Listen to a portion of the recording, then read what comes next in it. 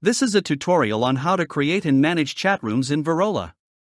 As you can see, I have one private chat room with a new user Monica here. I did that by checking the box add this user to my contact list while creating her account in the previous video. I've also added some more users for better demonstration.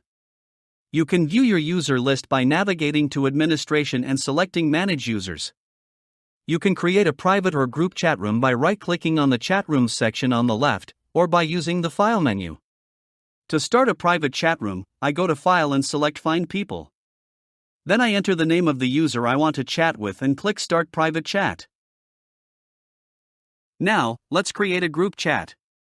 Click File, select New Meeting Room, give your meeting room a name and click Create.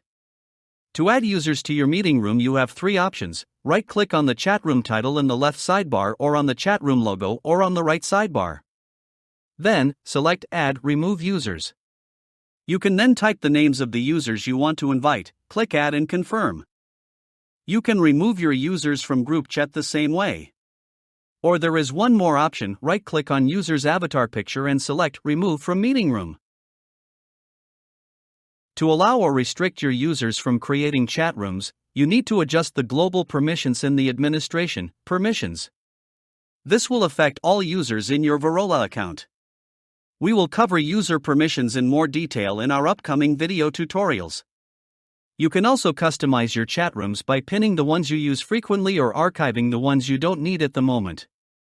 With help of arrows, you can expand the blocks or hide them for a more convenient navigation. That's all for this video. In the next one, I'll show you some great features that Virola offers in chat rooms and how to use them effectively.